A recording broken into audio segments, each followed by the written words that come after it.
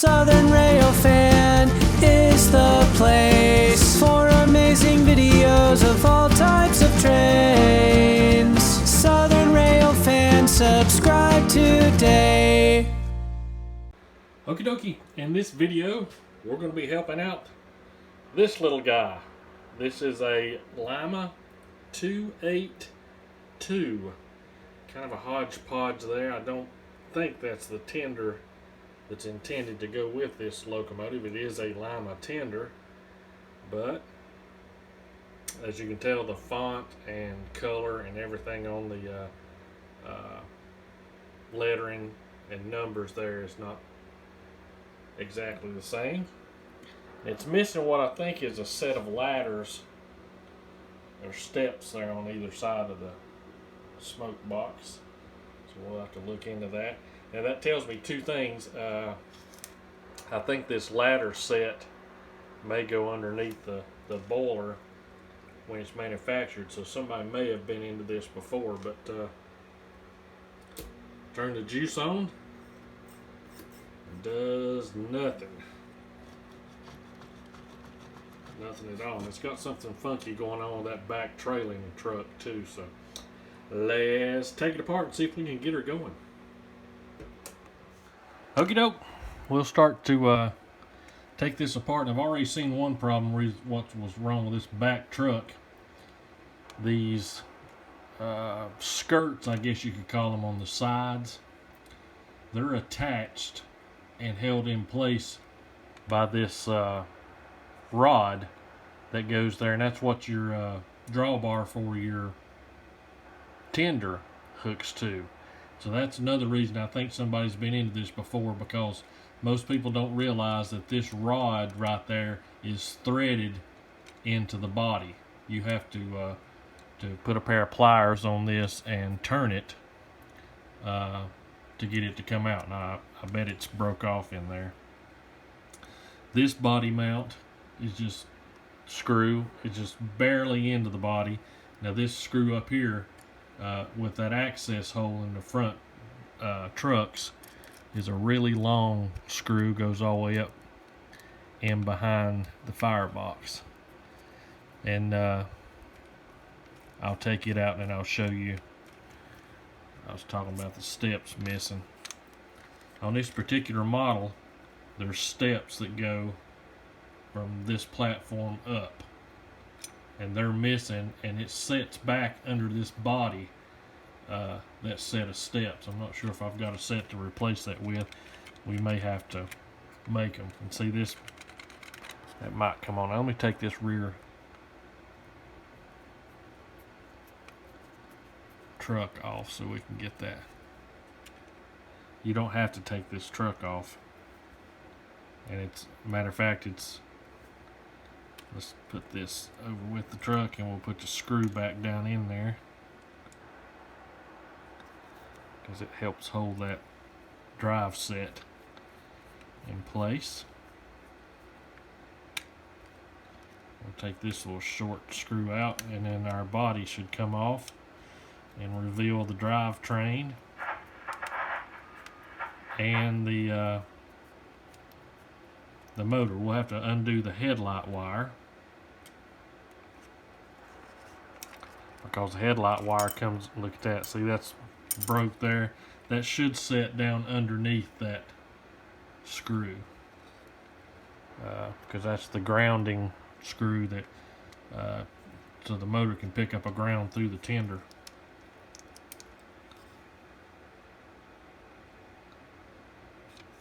Oh, it might be in there.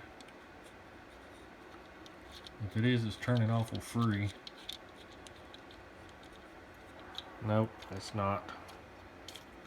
Yep. See how that's broke off? That's where that tender screw goes, and they pull the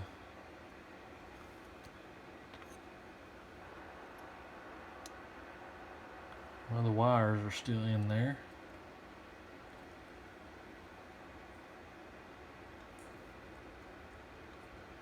No, they're loose. I thought the wire for the headlight might be still attached, but see, that's all loose for the headlight. And this piece here comes out, and that leaves us our drivetrain. We'll have to doctor that up back there.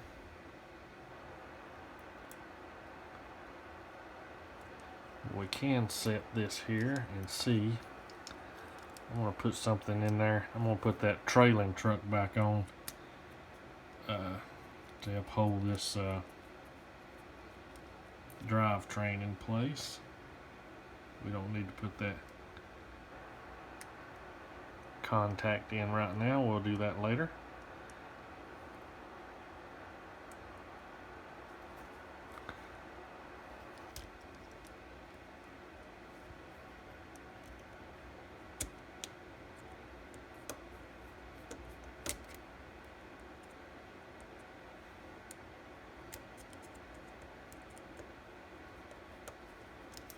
That'll help hold that drivetrain in place. The gears look okay in the motor.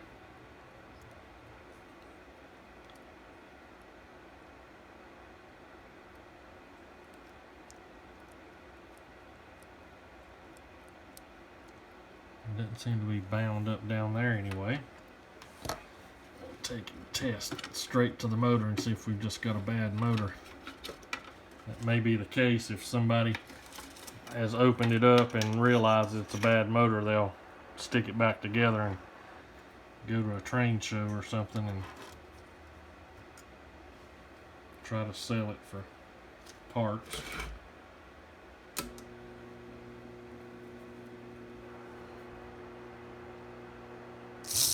Nope, we got a good motor. I don't know if it's making contact. The gears are making contact or not.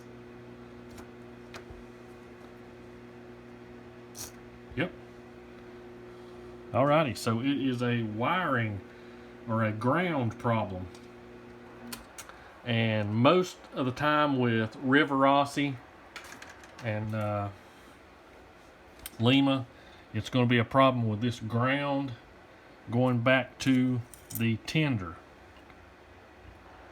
What happens is this motor picks up power on the engineer's side, or the left side, and you can tell, get that to focus, see that brass fitting down in that wheel on the right hand side or engineer's side, picking up power there, and through a ground on this rod back here that goes through this tender drawbar. See that little bitty wire there?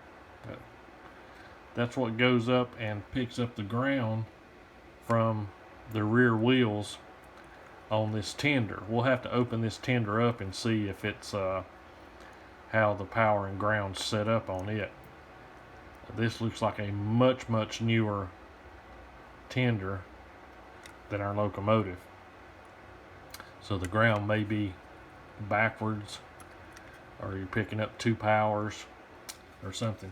And this is a straight DC powered locomotive, so ground comes in the front, power comes in the back, goes one direction, reverse those, and it goes the other direction. And it looks like the wires coming into the motor are both okay. There's the power coming in there, and this little wire goes up and is attached to that copper strip there in this tender ground, where the drawbar hooks to it. So what I'm going to do is I'm going to get a pair of pliers, and I'm going to take the plastic piece off of this to this tender rod. Okie doke, we got that piece off of that drawbar pin. Good. See, it just screwed on there like that. So we don't have anything for this to screw into now, so we're going to have to make us a new drawbar pin. And we went to the local hardware store and picked up a threaded bolt. This package said number 3 on it. I'm not sure what that means. And I was telling everybody, engineer's side, it's actually the fireman's side for the power on this unit. So what we're going to do is this is going to be our new drawbar pin for a tender. I won't say we're going to use that tender up there. And what it's going to do, the hole that's made there, it's just going to go down through there, and we're going to put a nut on the bottom of it there. But we're going to have to size it. We'll have to do a couple different things first. First, we've got to size it up because we want it to, the screw top's going to be right there, so we don't want the our new drawbar pin to be any longer than that. So we'll need to mark that, and I had a Sharpie there. So what we'll do is let me get the top off the Sharpie first. If it's a little bit shorter or longer, it's not that big a deal, but we're going to mark right there. And of course I've got a Sharpie that won't does what it's supposed to does. There we go.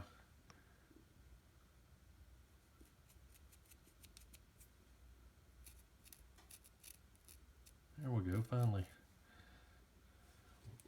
Eked some ink out of the old Sharpie. So we'll know where to cut that. We'll lay that over there. And one tip I'll give you before you cut this. Of course, I can't get ink to go on the bolt, but it'll go on my skin. You want to put your nut on and screw it up past where you're going to cut. Because I'm telling you right now, these machine threads, once you cut through them, you can never get that tap ready to go again to get the bolt on it. You'll never get it on there. But the first thing we need to do is repair this side skirt piece, because the bolt is what holds that together, and it's broke there in the middle. So what I'm going to do is I'm going to cut some sheet styrene. Sorry about that, I got the railroad scanner in the background there. Let me cut that down a little bit.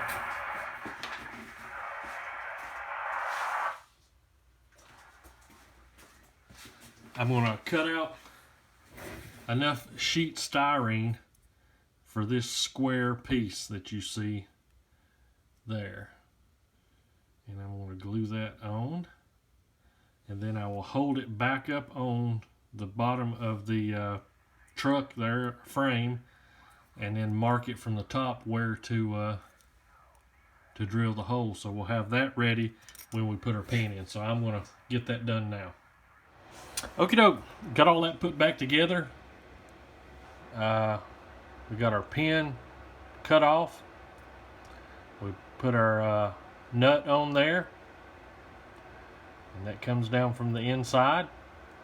So this should be test ready. It should be ready to go, and we can ground on that drawbar pin there, and we should get some movement. So let's check it out and see if we did. Okie doke, I was going to stick this up on the test track, and I thought, well, I'd just put a little wire to it before I done that. And our ground in the back here that we got done. Alright, that's good. The ground here to the lead coming up from the wheels, that's making it move, but our ground back here and then power straight to the wheels, we're getting nothing.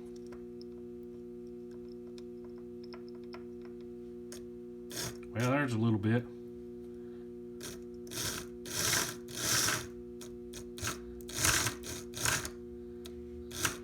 Okay. All right. False alarm. Let's get it put up on the test track now.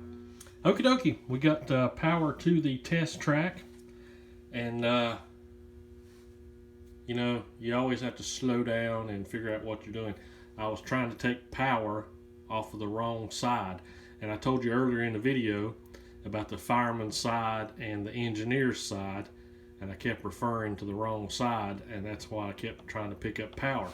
Now, if we were to, how this setup, you see that copper piece right there, there's a copper piece that runs along this top side.